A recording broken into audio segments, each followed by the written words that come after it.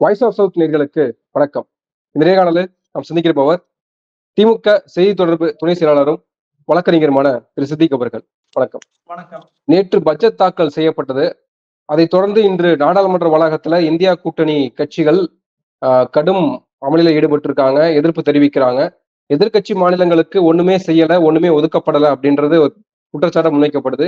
நேற்று முதலமைச்சர் மு.க.ஸ்டாலின் கூட கண்டனத்தை தெரிவிச்சிருந்தாரு. பெயர்ல மட்டும் கிடையாது, பாஜகவினுடைய சிந்தனைகள் கூட தமிழ்நாடுன்ற பெயர் இல்ல அப்படின்னு அழுத்தம் திருத்தமா சொல்லியிருந்தாரு. இந்த நிலைமை எப்படி சீரமைக்க போறோம், எப்படி சமாளிக்க போறோம் அப்படின்னு பத்திரிகையாளர்கள் கேட்டப்போ, இப்ப எப்படி சமாளிச்சுக்கிட்டு இருக்கோமோ அதே மாதிரிதான் சமாளிக்க போறோம் அப்படின்னு முதலமைச்சர் சொல்றாரு. ஆனால் ஒரு புறம் அண்ணாமலை அவரும் நீங்க இந்த மாதிரி நிதி ஆயோக் மீட்டிங்க்கு போகாம இருக்கிறது தமிழக மக்களை பாதிப்படைய செய்யும் அப்படின்னு அறிவுரை சொல்றாரு.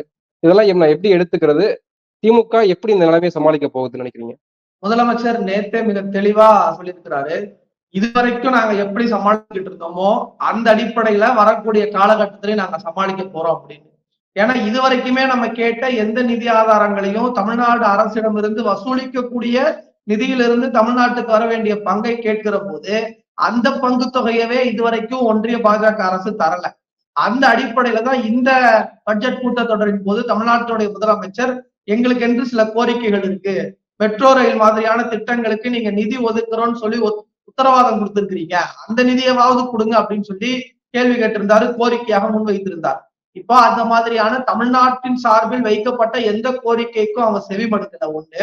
இன்னொரு விஷயம் என்னன்னு கேட்டா, தமிழ்நாடு அப்படிங்கிற அந்த வார்த்தையவே புறக்கணிக்கக்கூடிய வகையில ஒரு பட்ஜெட்டை இன்னைக்கு ஒன்றிய நிதியமைச்சர் தாக்கல் செய்திருக்கிறார். இப்போ இவங்க இந்த மாதிரி எல்லாம் தாக்கல் செய்துட்டு நிதி ஆயோக்னு ஒரு கூட்டம் கூட்டி வாங்க நம்ம எல்லாம் உட்கார்ந்து பேசுவோம்னு கூப்பிடுகிற போது தமிழ்நாட்டுடைய முதலமைச்சர் சொல்றாரு, இல்ல தமிழ்நாட்டை நீங்கள் புறக்கணிக்கிறீங்க, தமிழ்நாட்டை நீங்க ஒதுக்குறீங்க, நீங்கள் ஒதுக்கக்கூடிய இடத்துல நீங்க இருக்கிறீங்க அப்படின்னு சொன்னா நீங்க நடத்தக்கூடிய நிகழ்வை நாங்கள் புறக்கணிக்கிறோம். எங்க கிட்ட இருந்து வரி வசூல் பண்ணிட்டு எங்களுக்கு நீங்க நிதி கொடுக்க மாட்டீங்க, எங்களுக்கான கோரிக்கைகளுக்கு எந்த கோரிக்கைக்கும் நீங்க செவிமடுக்க மாட்டீங்க, நீங்க நடத்தக்கூடிய கூட்டத்தில் மட்டும் நான் பங்கெடுக்கணுமா, இது எங்கள் போராட்டத்தின் வடிவம், நாங்க எங்களுக்கான கோரிக்கையின் வடிவம், நாங்கள் பங்கேற்க மாட்டோம்னு தமிழ்நாட்டினுடைய முதலமைச்சர் சொல்றாரு. இப்ப நீங்க கேட்டீங்கல்ல, யாரோ ஒருத்தர் ஒரு வாட்ஸ்அப் குரூப்பினுடைய அட்மின் என்னவோ இது தமிழ்நாட்டினுடைய மக்களை தான் பாதிக்கும்னு சொல்றாரு அப்படின்னு. எது தமிழ்நாட்டு மக்களை பாதிக்கும்? தமிழ்நாட்டுக்கு நிவாரணம் கொடுக்காதது தமிழ்நாட்டு மக்களை பாதிக்குமா? இல்ல நீங்கள் தமிழ்நாட்டு மக்களுக்கு என்ன இந்த பட்ஜெட்ல நிதி ஒதுக்காதது தமிழ்நாட்டு மக்களை பாதிக்குமா?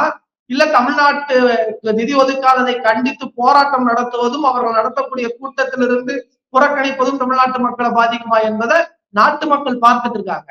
இன்னொரு விஷயத்த நம்ம புரிஞ்சுக்க வேண்டியது இருக்கு.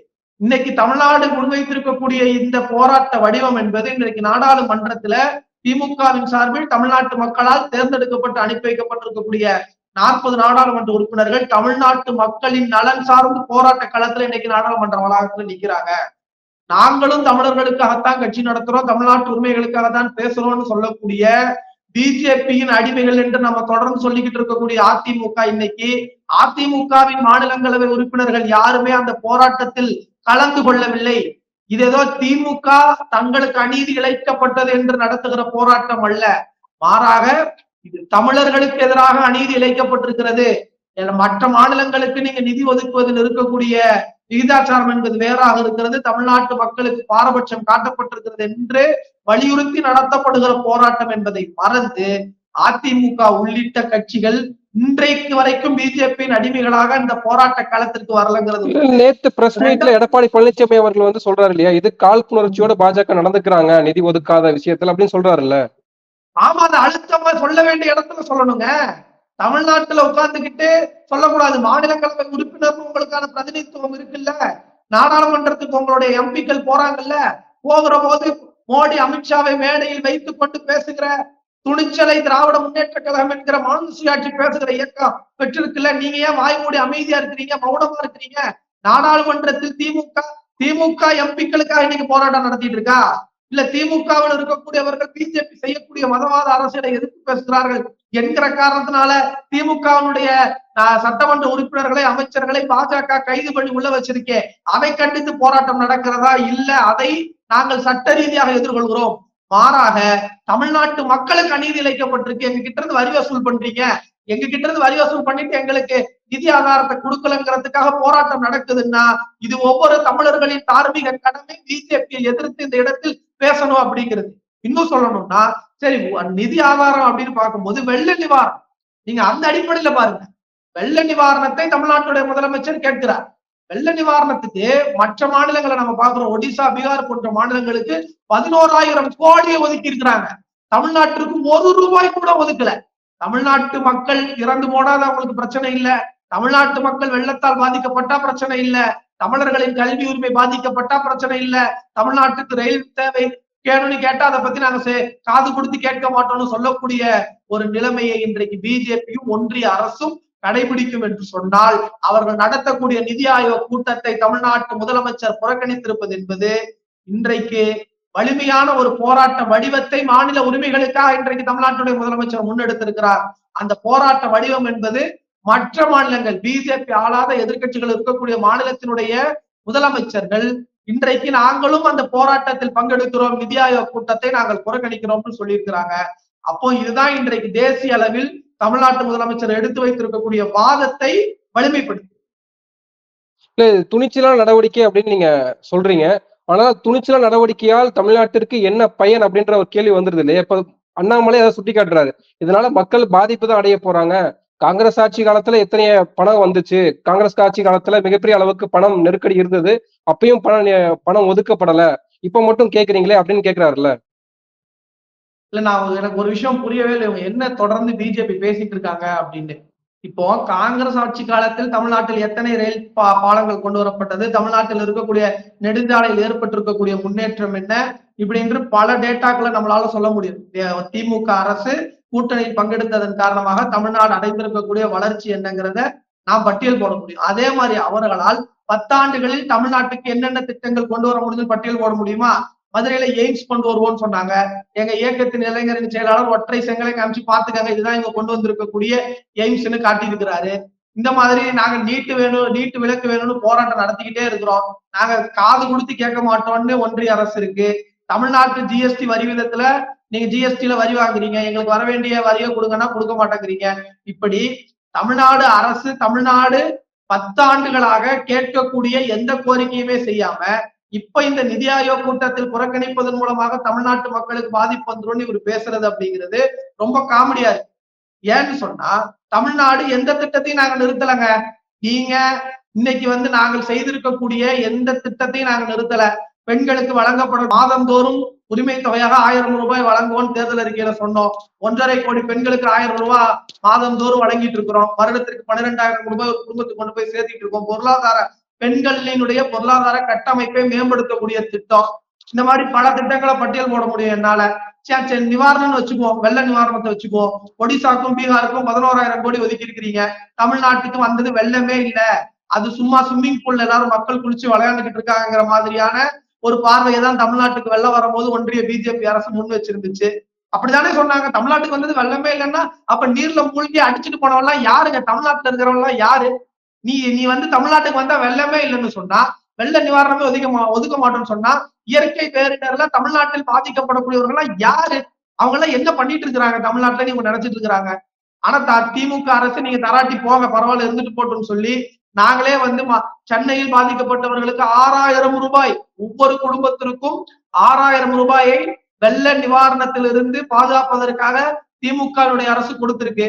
இப்ப இதுல என்ன தமிழ்நாட்டு மக்களுக்கு பாதிப்பு வந்துருச்சு? அவங்க தரமாட்டேன்னு முடிவு பண்ணிட்டாங்க.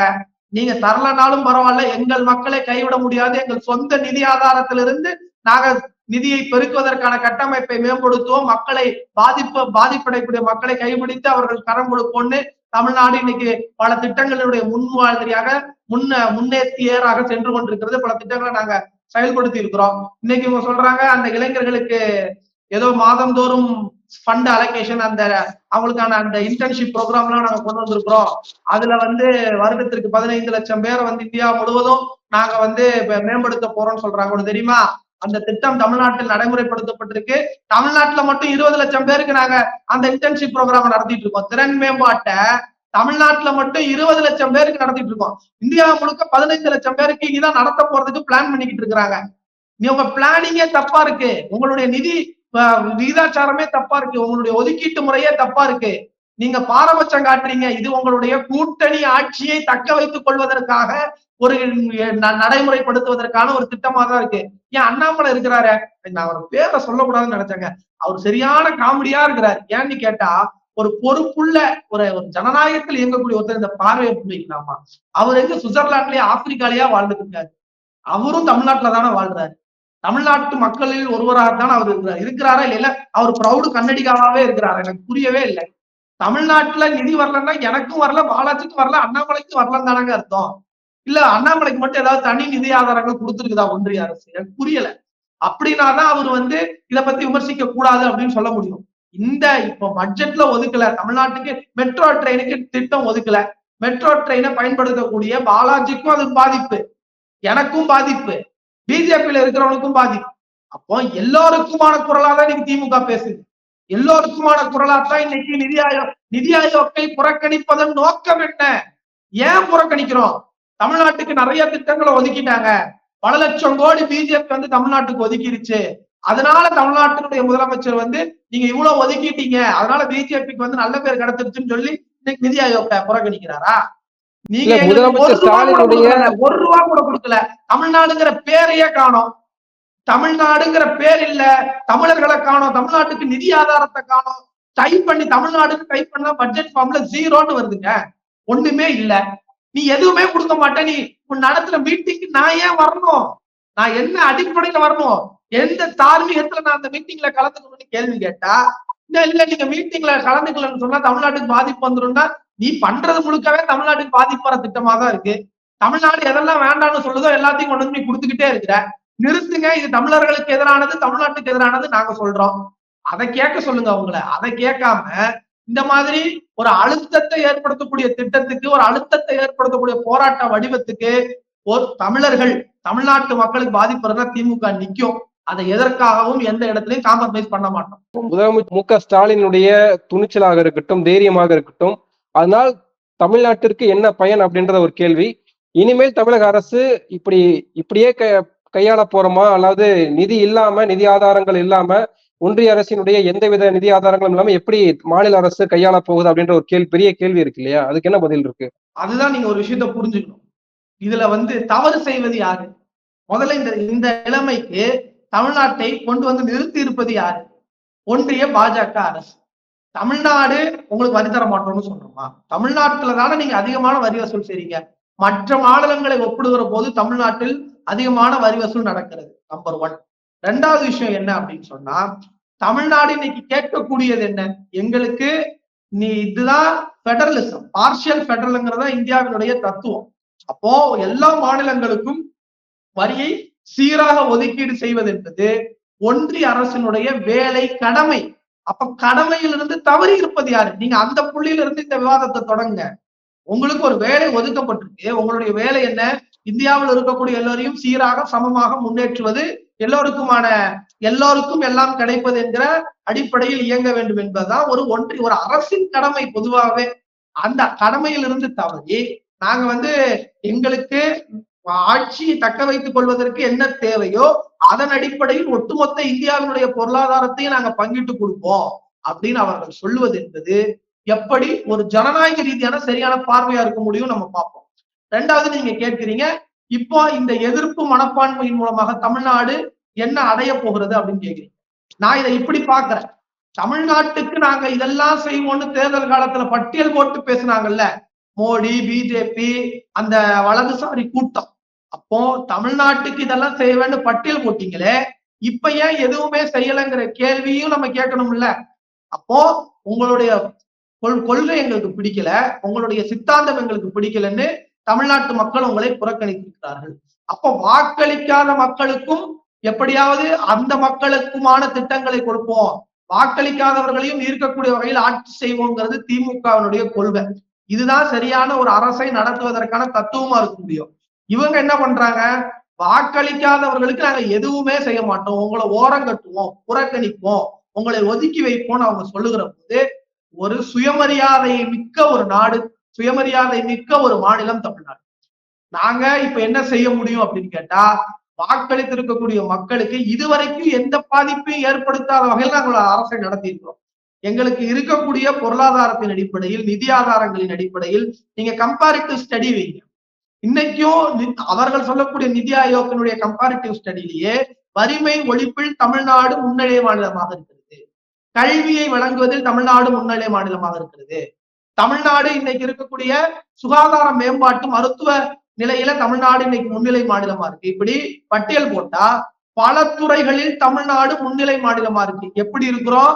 இத்தனை நாட்களும் ஒன்றிய அரசு ஒதுக்காத நிலையிலும், நிதி ஒதுக்காத நிலையிலும் தமிழ்நாடுங்கிற மாநிலம் மட்டும் வைத்திருக்கக்கூடிய நிதி ஆதாரத்தை கையாண்டு இத்தனை துறைகளில் தமிழ்நாடு முன்னிலை மாநிலமாக இருக்கிறது என்று சொன்னால் இதற்கு காரணம் மிகச்சரியான தமிழ்நாட்டு அரசின் நிர்வாகம், தமிழ்நாடு முதலமைச்சர் முன்னெடுத்திருக்கக்கூடிய திட்டங்கள். இந்த திட்டங்கள் சாதாரண சாமானிய மக்களை மேம்படுத்தக்கூடிய வகையில எல்லா திட்டங்களையும் நாங்கள் அமைச்சிருக்கிறோம். அதனுடைய வெளிப்பாடுதான் இன்னைக்கு வந்திருக்கக்கூடிய ரிசல்ட். அப்போ இவர்கள் நிதி ஒதுக்கவில்லை என்று சொன்னாலும் தமிழ்நாடு முதலமைச்சர் தமிழ்நாட்டு மக்களை கைவிடப் போவதில்லை. தமிழ்நாட்டு மக்களினுடைய பொருளாதார நிலைமை மாறும், தமிழ்நாடு வளர்ச்சி அடையும், பல்வேறு விதங்களில் தமிழ்நாடு முன்னேறி செல்லும். ஆனா நாங்க எங்களுடைய நிதி ஆதாரத்திலேயே நாங்க அரசை நடத்திக்கிறோம் அப்படின்னு சொன்னா இவங்க என்ன செய்வாங்கங்கிற கேள்வி இருக்கு. அப்ப பொறுப்பில் இருந்து கடமையிலிருந்து தவறி போன பிஜேபி இந்த இடத்தில் அவர்களுக்கான தண்டனை என்ன? நீங்க உங்களுக்கு தமிழ்நாட்டுக்கு வர வேண்டிய நிதியை கொடுக்க மாட்டீங்க, தமிழ்நாட்டுக்கு வர வேண்டிய நிதி ஆதாரங்கள் ஒதுக்கப்படல அப்படின்னு சொன்னா அப்போ அதற்கான பொறுப்பேற்று பிஜேபி செய்ய போவது என்ன? அப்போ தமிழ்நாடு நிதி ஆதாரத்திலேயே வளர்ந்துரும் அப்படின்னு சொன்னா நீங்க எதற்காக இருக்கிறீங்கிற கேள்வி எங்களுக்கு இருக்கு. அந்த கேள்வியின் வெளிப்பாடுதான் தமிழ்நாடு முதலமைச்சர் வைத்திருக்கக்கூடிய போராட்ட முழக்கமாக இருந்தாலும் சரி, நிதி ஆயோக் கூட்ட புறக்கணிப்பாக இருந்தாலும் சரி, இன்னும் வீரியமாக இந்த போராட்ட களத்தை முன்னெடுக்க போவதாக இருந்தாலும் சரி, இது எல்லாவற்றுக்கும் நோக்கம் பிஜேபியின் கடமையை செய்ய வைப்பது. தமிழ்நாடு அரசு தன்னுடைய பொறுப்பை உணர்ந்து தொடர்ந்து இயங்கும் என்பதில் எந்த மாற்று கருத்து கிடையாது. நீதிமன்றத்தை நாட வாய்ப்புகள் இருக்கா? அதான் சொல்றோமே, பாசிபிள் ஆப்பர்ச்சுனிட்டிஸா இருக்கக்கூடிய எல்லா போராட்ட வடிவங்களையும் நாங்கள் நாடுவோம். தமிழ்நாடு எல்லா போராட்ட வடிவங்களுக்கும் முன்னிலையாக இருந்திருக்கிறது. இடஒதுக்கீடு பிரச்சனை என்று சொல்லுகிற போது மற்ற மாநிலங்கள் அமைதியாக இருந்த போது தமிழ்நாட்டில் 69% இடஒதுக்கீட்டை அமல்படுத்தி காட்டி இருக்கிற மாநிலம் தமிழ்நாடு. மற்ற மாநிலங்கள் மொழி திணிப்பு வந்த போது அமைதியாக இருந்த போது இந்திய எதிர்ப்பை கண்டித்து தமிழ் மொழியை பாதுகாக்கக்கூடிய வகையில் மாநில மொழிகளுக்கான உரிமை குரலை அழுத்தமாக பேசியிருக்கக்கூடிய மாநிலம் தமிழ்நாடு. இன்றைக்கு மற்ற மாநிலங்கள் வரக்கூடியவர்கள் பேசுறாங்க. அதே மாதிரி இன்றைக்கு நிதி ஆதார பங்கீட்டில் தமிழ்நாடு புறக்கணிக்கப்படுகிறது, எதிர்கட்சிகள் புறக்கணிக்கப்படுகிறது, பிஜேபி ஆளாத மாநிலங்கள் புறக்கணிக்கப்படுகிறது என்று சொன்னால் அந்த புறக்கணிப்பை எப்படி எதிர்கொள்வது? தமிழ்நாட்டுக்கு வர வேண்டிய நிதி ஆதாரங்களை பெறுவதற்கான போராட்ட வடிவங்கள் என்னவெல்லாம் இருக்கிறதோ அத்தனை போராட்ட வடிவங்களையும் திமுக முன்னெடுக்கும். அதில் முதல் கட்ட போராட்டம் தான் இன்றைக்கு நாடாளுமன்றத்தில் நடக்கிற போராட்டம். நாடாளுமன்றத்திலும் பேசுவோம், நீதிமன்றத்திலும் பேசுவோம். இன்னும் அழுத்தமாக மக்கள் மன்றத்தில் பாசிச பிஜேபியினுடைய அராஜக போக்கை அம்பலப்படுத்துவோம். நன்றி, நிறைய விஷயங்களை பகிர்ந்துக்கிட்டீங்க. உங்க நேரத்துக்கு மிக்க நன்றி. நன்றி.